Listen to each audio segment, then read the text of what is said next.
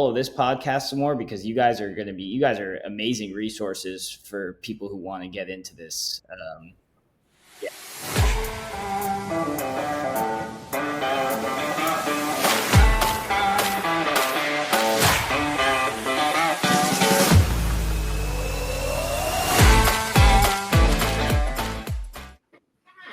And welcome into Numbers and Nonsense, episode number 3 already.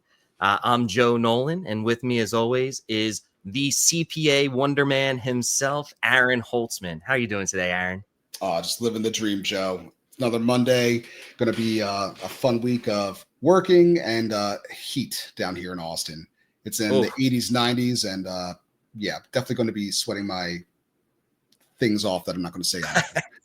Well, I'll tell you what, I just got back from one of your favorite places, Seattle, this week.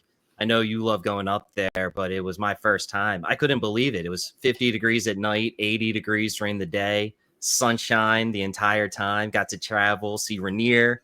I actually closed a deal on top of Mount Rainier. Oh, that's that doesn't get to another level, Joe. Yeah, for sure. It's a whole new elevation for SBA lending. But, it shows the value of having a team behind you, right? I mean, being able to trust your closers to get things done. It's just like a sports team. Like if you're a point guard that can move without the ball, you're more dangerous than if you can only shoot, That's exactly it. And I mean, I talk about it all the time with my business. I try to remove myself, my partner, as bottlenecks as often as possible. And that's one of the big things business owners have to kind of learn is how can you replicate, teach, mentor, and get people to be able to do the things so you can work on growing the business and on mentoring people as opposed to doing just the tedious work and the mundane work. No, exactly. If you're the one that's doing all the work, you're not really building a business. You're just giving yourself a job, which is, I heard someone telling me once, like wealthy people don't give themselves jobs they don't want. That's something that's stuck with me for a long time. So, if you really enjoy preparing personal tax returns for 30 years, then God bless you. But if you're more interested in building a business and building a practice with people that are able to do that work underneath you, it's a different set of skills you need. And also being able to do the more value add work that I like. Speaking of which, Joe, you and I were just talking off air about this. I got a client of mine who is a property management company, and they're about to submit an LOI for buying out another property manager. And they're doing it the right way. And for anyone listening now or in the future, if you're looking to buy a business or grow your existing one through an acquisition, make sure you talk with your CPA, your attorney, even your insurance broker all in advance. Because the last thing you want to do is not do prudent due diligence or go into something not understanding the tax, the legal impacts of it, and stumbling into a problem you can't fix and something that can't be undone. Right. There's known knowns, there's unknown unknowns, there's known unknowns. Just the more professionals you have in your corner doing anything, right? So much of life is finding the right people to ask the right questions to. So if you are just so confident going into a project that you haven't talked to your advisors or you don't have a strong team to support your acquisition, your expansion, you're probably just going to walk into a pitfall that someone could have guided you around. Exactly. An ounce of prevention is worth a pound of cure. And that goes for everything. Acquisitions, Absolutely. Taxes, business, doesn't matter. Well, I know I had a great time last week on the West Coast, but I've really been looking forward to this podcast that we're going to be doing today. It's actually a podcast with our first guest, someone we both know pretty well, Tyler Peper, who's gone through and been able to actually go and transition from W-2 to business ownership through business acquisition. So I'm going to go ahead, welcome Tyler to the stage. Tyler, welcome to Numbers and Nonsense as our very first guest. What's going on, fellas? How we doing? Great. You're popping our cherry for being our first guest. So thank you for that. I got to never forget your first. Yeah, I got to miss out on the head nodding, but well, I'm really excited. Just so people know, Tyler, how do we actually know each other? Oh, man, so I'll start with Joe. Joe, you and I worked together back at Janover, kind of like a chance encounter, and we kind of hit it off non-romantically, but business-wise. Romantic. Yeah, we had a little business bromance. We worked really well together.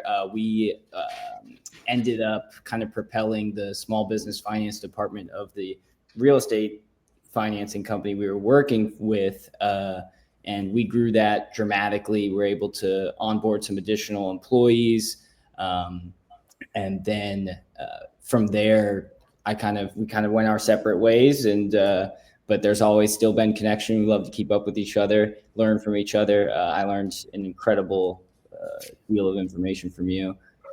So it's been awesome to work with you. I'm super excited for this conversation today. And then Aaron's actually my CPA, who was introduced to me by Joe. So Aaron's been super valuable in helping us understand our tax implications and planning for those as well. So, and I only overbill like once a month. Right. He starts very easy.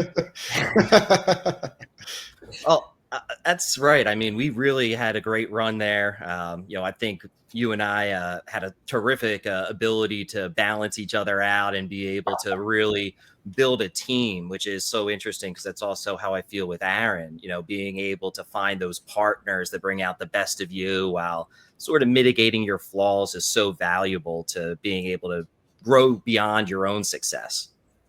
Absolutely. You can't do anything yourself, really, if you want to build something valuable. And Tyler, so tell us a little bit about, the business that you started / acquired. What was the impetus for that? And, kind of your journey, where you were a little bit ago and where you guys are now. And like on the context of bringing people in, my partner couldn't make it today, my business partner, but he's been incredibly instrumental in both of us really from kind of high school. We're the people kind of bouncing ideas off of each other and just like having that motivation to do more. But so I guess the history will go back to in my SBA financing days. I worked with a ton of business owners, and it was always fascinating hearing their stories, helping them solve issues that they're having in their business, whether that's with capital or through acquisitions or just refinancing their debt and kind of restructuring their organization so that they can, continue to do the high value activities. So I noticed a common theme, I think, between everybody I worked with, and it wasn't necessarily intelligence. It was just motivation and getting something done, right? All the people that I was working with, they all had in common, they all wanted to get something done. And then as I specifically started working with more people doing business acquisitions, I'm noticing these guys with resumes and careers that weren't even necessarily always exactly aligned with the business they were going out to purchase, but they were able to successfully acquire those businesses. And given that the business that you're purchasing isn't, manufacturing some specific widget or rocket science or some specific trade, then there's really no barrier to entry other than the ability to finance that company and your confidence in yourself to manage that business. So when I saw that, it kind of, opened my eyes a little bit. And, I'm looking at a lot of people my age that were buying real estate, fixing and flipping homes and making money that way. And, when you evaluate a business acquisition, the returns can be significantly more lucrative than real estate.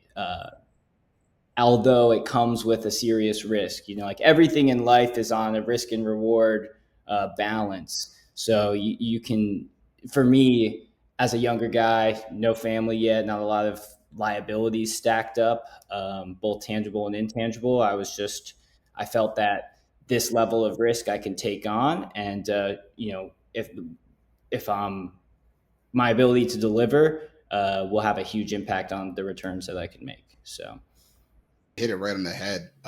You don't have to be the smartest person or an expert in the business that you're necessarily doing. You just have to have competence, grit, and ability to learn, and ability to recognize when to bring in, an expert. I'm not a tax attorney. I refer to tax attorneys all the time, and I remember a quote. I don't know who said it, but it went along the lines of, "I'd rather be the person employing the smartest person in the room as opposed to being that person, because at the end of the day, they're still working for me." Or maybe that's not even a quote. Maybe I just made it up on the fly. Who knows? That's an Aaron Holtzman I original, I believe you. think. I believe you. Yeah. But yeah, no, exactly. As you kind of said, people like to think that, hey, go get a job at a Fortune 500 company. It's going to be the safest bet.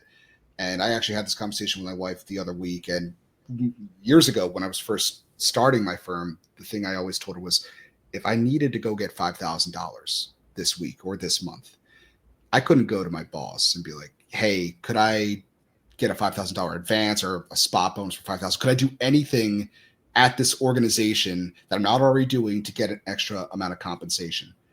And maybe if you're in sales, it could be a little different, but for most people, that's not the case. And being in control of your own destiny, you're able to do that now. If you're like, hey, I need to go earn, you have the ability to do it. And I would say with professional services, a little bit, I don't know if easier is the right word, because I am more in control of my ability to service the clients. But can you tell us a little bit about that, your journey with that? Do you feel safer, honestly, being a business owner, that you have your own control and your destiny is in your hands versus, hey, I just got to make sure I don't get fired by this job?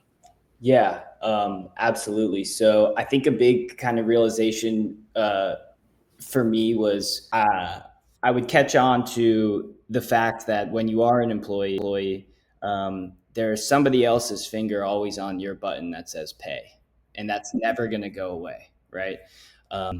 And the problem and why people can start to feel dissatisfied is because the value that they're inputting into their organization doesn't match the value that's getting output into their personal bank account every week. Yep. Right. So, I kind of caught on to that, and I sort of realized, I'm never going to feel like I'm appropriately getting the output versus my input so long as somebody else has their finger on my button. And as in terms of security and like job security, I think that just comes with a level of confidence in your own abilities. Yep. Because any day could bring some tragic event, whether it's a car accident for one of our fleet vehicles on the road, or some sort of mistake that we made, like filing taxes. That's why we that's not going to happen, by the way. Right. So, but yeah, there's a million things that could possibly happen, and there's a million things that are probably going to happen. But as long as you maintain an ability of problem solving, and just being able to think critically about things, kind of slow down, take a breath. Hey, this is just a problem. We can fix this. That's what I tell, that's what me and my partner Macklin tell all of our employees is like, whatever you have done, just let us know and we will fix it. I guarantee Right. you, like, don't try to hide problems from us out of fear. Right. Because we're going to fix anything. And so we have to let our people know that they can come to us with their problems, and, maybe they will get reprimanded, probably rarely, but as long as we're aware of them, then it's not as serious a problem. Let me just jump in here real quick, if it's okay, because I think you're hitting on some really strong points. But I'd love to just even take 3 steps back, Tyler, and just talk to us a little bit about how you found a business that you were able to acquire that made sense, sort of the process you went through evaluating it, and then I'd love to sort of get into the actual nuts and bolts, or sort of what you went through as a borrower, jumping into a business that's already existing with employees and trying to put your own spin on it, as opposed to like a startup. Absolutely. So there's really only a couple main marketplaces, if you would, for finding these businesses for sale. The main one is BizBuySell. And it's incredibly popular and a horrible platform at the same time.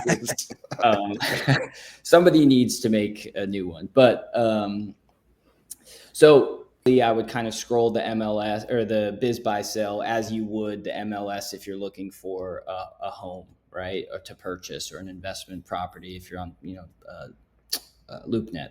But I was what I'll consider myself like industry agnostic. It really didn't matter what the business per se did, as long as I felt confident enough that I could figure it out what they did in a short amount of time. Give it that, maybe that's 6 months, a year. So with the help of the the previous ownership transition, can I figure out how how the specifics of this business's product or service works? So in that respect, I was pretty industry agnostic. We really only looked at a few deals, and we pulled the trigger pretty quickly. Looking back on that, there was probably a higher level of scrutiny that we could have applied to the businesses that we were looking at, and maybe could have been more selective. But I think me and my business partner were just so excited to get this done.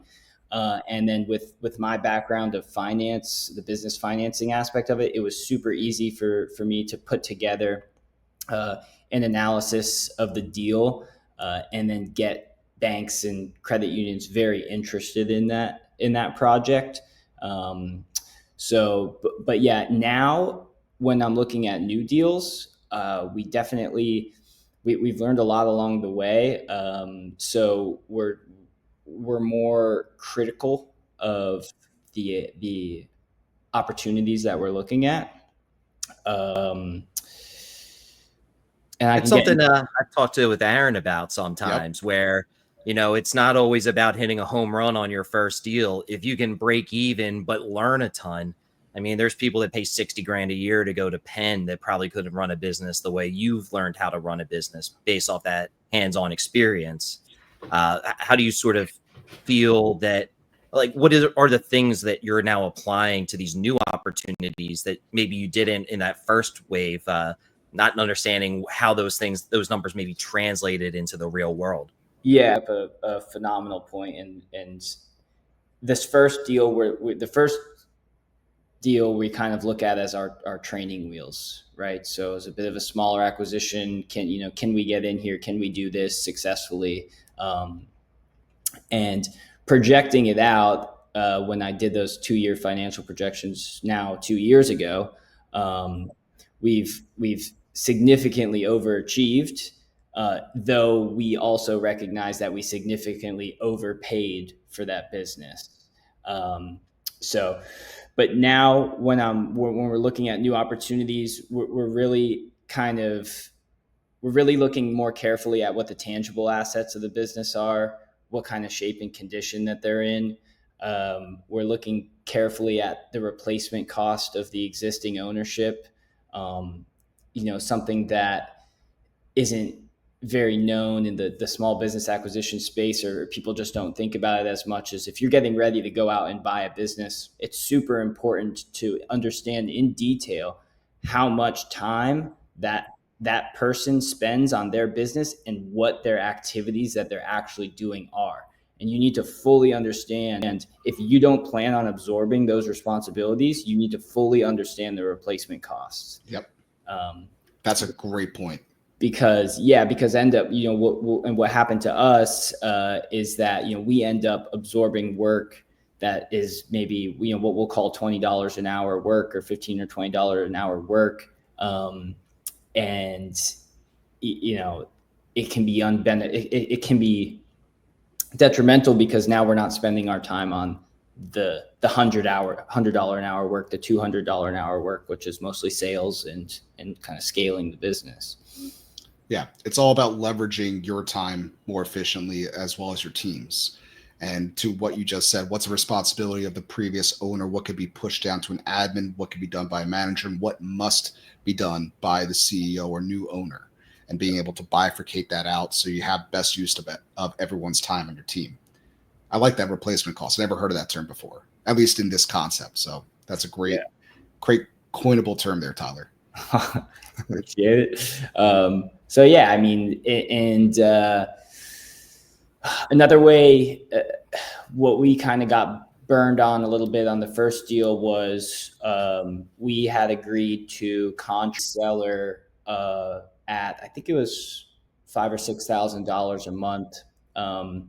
but we didn't really clearly outline what those responsibilities were going to be, right? So we kind of ended up in a position where we're paying this individual 5 or 6 thousand, I think it was $5,000 a month, and he was helping us. He was answering the phone, he was answering questions, and he would come out to job sites and whatever.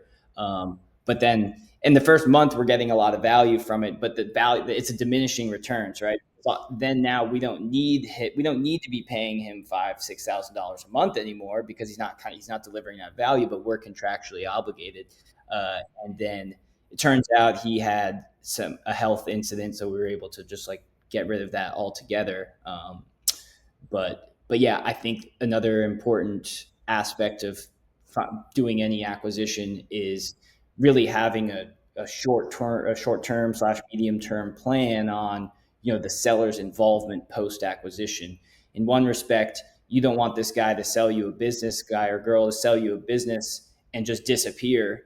But you also don't want them to be hyper involved to the fact where they're sucking your profitability and not really providing that much value. And in that case, there can also be some weird split loyalties in your shop. You're coming in as the new owner who maybe has the risk now, but a lot of those people may still be loyal to the old owner. And if they're still, there around, and hopefully they're an ally, and it sounds like you had a fairly good scenario, but there are also scenarios where an owner hangs around for a year because of that post-acquisition contract. And they spend the whole time saying, this guy doesn't know what the hell he's doing. You guys should quit. Starts talking trash about you to their suppliers that they go still grab beers with on Friday. So there's like this really fine line between having, a seller who is going to be part of the team and make sure you're successful, and someone who, the money hit the account, doesn't really matter what happens next. Yep. Yeah. I don't know if you guys have talked to any, business owners who have recently exited their company. They're not very excited to do any work for them. So, they're happy with their check. I mean, they're kind of essentially quiet quitting after that point, Yep. just doing the bare minimum to keep their contractual obligation. So yeah, it's really important to kind of evaluate and understand what their value is going to be post acquisition. Absolutely. And Tyler, I apologize if you did say this already in the podcast and I missed it, but what exactly is the business that you're doing? That is quite relevant. So I just want our audience to know, hey, if this is what Tyler does and all that. Absolutely. You want to know about it is that it is relevant, but to me it's almost irrelevant because the overarching theme of like the business that I'm doing is buying businesses and trying to sell businesses, buy, grow, sell. The variable of what they actually do to us is actually a little bit less important. It's kind of contradictory, but obviously we want to have a phenomenal service, and our customers need to really appreciate us and understand our value, and we've done a great job of that. And it's evident in the financial performance of the business.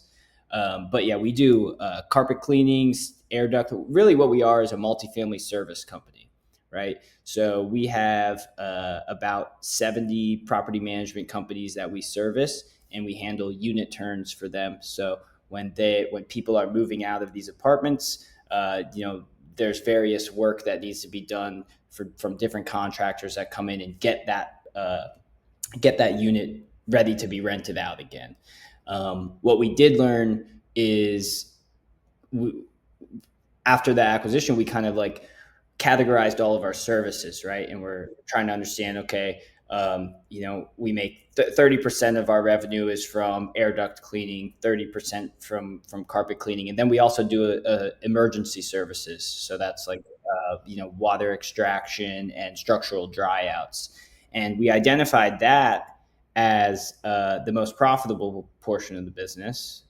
It's much less predictable, obviously, because it's emergency and it's less structured, but it is quite profitable. So we kind of leaned into that category of our services, just understanding that, hey, we're making more money on these services. We got to make sure that all of our customers know that we do this. We have to deliver good value here.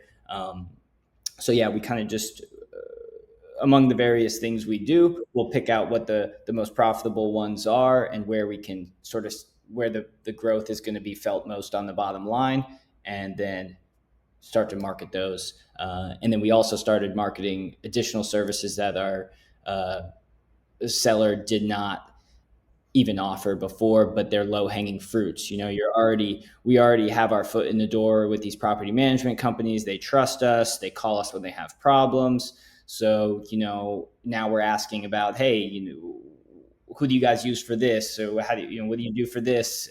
And so we started to just inch closer and closer to ideally becoming just the multifamily service guy for them. So if they have an issue, they call us, and whether or not we can do it, we'll subcontract somebody out for it. You kind of already answered my question. The reason I wanted to ask specifically what you did was more so because, Tyler, when you were a child, did you always want to be doing the business you're doing? And obviously the answer is no. You're more excited to be the business owner, not necessarily doing the carpet cleaning itself. And you're like growing and scaling, and everything you just touched on has nothing to do with the actual servicing part, Right? Making sure your team is doing it properly. And that's one of the things that a lot of people listening to us and myself and Joe talk about all the time too. You don't have to be an expert in a particular industry in order to become an entrepreneur in that industry. Obviously, if you're going to become a master electrician or CPA or other licensed professionals, there are hurdles that you have to jump over. Sure. But there are so many small businesses out there like the one you acquired, Tyler, and you've already grown. And as you said, found more scalable services you can do, more profitable services that the previous seller wasn't thinking of, wasn't aware of. Or again, a lot of these business owners have been doing the same thing for 20, 30 years that are looking to exit. They made their nut. A lot of these individuals provided for their family, rightfully so, and they just don't want to leave anything on the table, and they're looking for someone to take it off their hands rather than just closing up shop and walking away from it. And there's so much opportunity right now. And that's only going to get bigger and bigger as more and more of the boomer generation continues to retire across all industries. It's happening like crazy in the accounting profession, but it's going to be across the board, all over the place. Yeah, it was very well said. I think that a lot of people become quite, I'll use the term complacent, but really it's about happiness for them, right? They're able to take care of their family and provide for their family and have the luxuries that they want. Past that point, they're not going to be motivated to 10x their business, right? Yeah.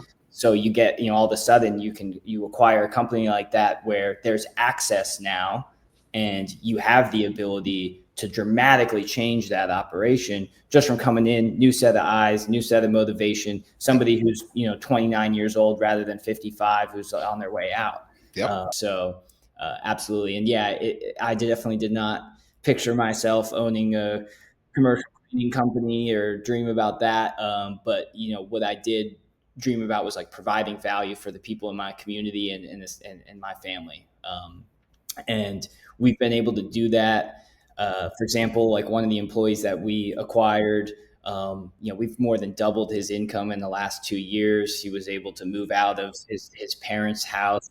Now he's got a new place. His level of happiness is just like dramatically improved. And those are the biggest rewards that we're able to get from the business that aren't, it's been amazing. So having that effect, like having the ability to provide that for somebody, is really why we're doing what we're doing. And then also be profitable at the same time, because everybody can make money, you don't have to be a greedy business owner to have a successful operation. If I got to give up 5-10% of my gross profit so that my employees are super happy and improve the value of their lives, then that's what we're going to do. So as you've sort of walked us through the acquisition, the transition, and what you've been able to build, what are you looking at into the future now? You came in industry agnostic, maybe even market agnostic, but now that you've got this foothold, do you find yourself gravitating more to ancillary services? Do you still try to keep your search industry agnostic. What is your thought on growing the company beyond organically? Yeah, great question. And it's still something that we toy with every day, Macklin and I, because we really don't know. In terms of acquisition opportunities, we'll look at anything, right? Because if it makes sense financially, and we're confident that the industry that the business is in is on a good trajectory, we could add it to our company and have a portfolio of service businesses, or we can go out and explore, acquiring our competitors. So we've already done that with pretty much all of our local competitors. There's really no ceiling, right? Like there's no restrictions. Like we now have, it's not like a job where you have your set roles and responsibilities. Somebody's telling you what to do. Nobody's telling us what to do. We're just trying to figure it out on our own. Like is our path, building a portfolio of service companies and then exiting that? Do we want to just continue in the carpet cleaning in emergency service business? We may very well do that. I mean, we're exploring. We lost a deal last week to a competitive bidder. That was a concrete floor coating company. We also are in due diligence right now with another carpet cleaning business. And then we also, 3 weeks ago, we had an LOI out on a junk removal company. So these are things that are somewhat complementary, potentially, where there's some client overlap, where we can start delivering services that we currently offer to those clients. And there would definitely be synergies in some of these acquisitions. Some of them, there might not be any synergies at all, but the deal makes a lot of sense, and we're confident that we can kind of tackle it. So yeah, to answer your question, I apologize, but it's not really, I don't really have an answer. And it's kind of the bit about the whole thing is that the potential is kind of unlimited, It sounds more like, yeah, your incentives have changed, but your outlook hasn't. So now there might be more value that you can unlock in a business that is ancillary compared to one that maybe is unrelated. So there might, even though you're willing to look at all of them and they all have their own benefits, if there's something where you can say, wait a second, I can pay just for their existing cash flow, but it's also going to increase my existing business 20, 30%. If you can win a competitive bid at a fair market value for just their historics, you can win more there than if you were to say go out and get maybe like a laundromat that isn't going to have a direct corollary to what you're doing. Absolutely. Just to I'll bring up kind of an example. So the concrete floor coating company, we found this business, and the seller was willing to finance 75% of it at 0% interest. Wow. Okay. So we didn't, even though we have no experience in concrete floor coating and we didn't want to go that way. Well, here you have zero cost dollars, and you don't have to go to a bank to finance this acquisition. And it was trading, he only wanted 2x of revenue or seller discretionary earnings. Of seller discretionary earnings. Nice. So, wow. And just for people who might be listening, generally you would see SDE or seller's discretionary earnings trade 3x usually. Some people ask for 5x, and then you'll even see up to 10x sometimes on things like SaaS models that are being rolled out that aren't necessarily asked to be profitable. The big thing too on the multiple, just for everyone learning, and Joe, maybe you and I can have a whole educational segment, but it's implied the lower the multiple, so a 2 to 3 multiple on seller discretionary earnings versus a 5 to 7 multiple, implies there's more effort spent by the owner. It's kind of what Tyler was talking about earlier regarding the replacement cost. The lower the multiple, the more expectation there is to a more hands-on ownership approach. Yeah, I'd say that's fairly true. And then as you start to see businesses that are more investor friendly, I'll call them, so where somebody can come in, stroke a check, buy a business, and it's kind of going to run itself. Those type of businesses are going to trade at a high multiple. Much higher multiple. You're not management team in place. Yep, right, for sure. Right. in the owner operated companies, the businesses you're going to buy for, $300,000, $500,000, $600,000, those are mostly going to trade. If you can get them at 2x, it's a great deal. Usually you just really need to understand in the financials, what portion of that SDE is actually ownership involvement of the business, right? Because if you're looking at it and $150,000 of the profit of the business is because the owner is out there in the field doing roofs every day, that's a problem, right? Because you're going to have to replace that person, and maybe even with 2 employees because he's working so hard. Sure. And Tyler, we are coming up on our time, but I figured, and Joe, we never discussed this, but I think for our guests, I think our final question should always be, what's your ask? So Tyler, what's your ask for this week? You have our audience here. We're going to blast this out on YouTube, LinkedIn. You can share it to your network. I mean, there's plenty of deals that are on like and subscribe. There are plenty of deals on BizBuySell, like you said, but there's plenty of people that are off market, not considering it based on, what you're looking for. I think maybe your ask this week could be about what geographic area you're looking for, what your price target is, or if you're just saying, hey, I'm looking for potential property managers in your market, what would be your ask for this week? Yeah, interesting question. I suppose my ask would be, if you're out there listening to this podcast, I ask that you scroll around on BizBuySell and just start to read some content, watch more podcasts, follow this podcast some more, because you guys are amazing resources for people who want to get into this. Educate yourself, right? If you're a W-2 employee and you feel stuck, start to educate yourself on what your options are.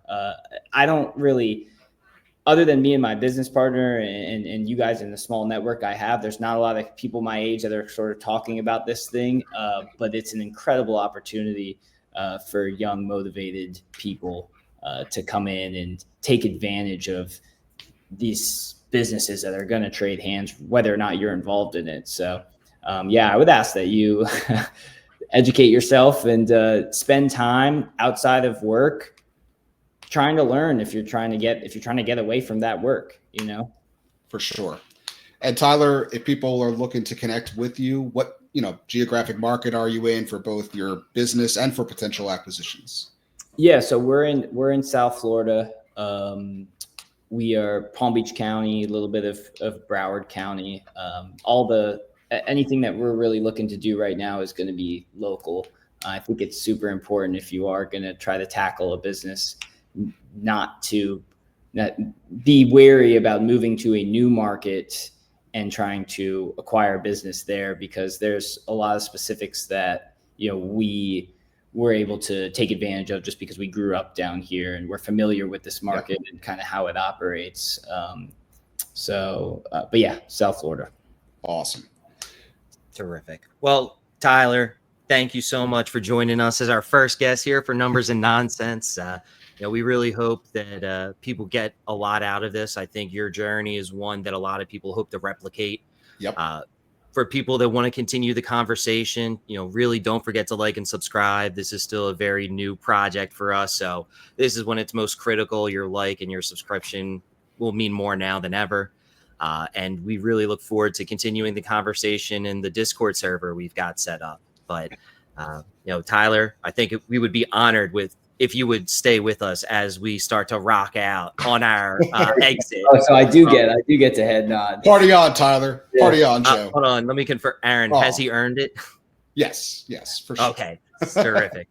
Well, thank you everyone for watching, and we'll see you next week for episode 4 of Numbers and Nonsense.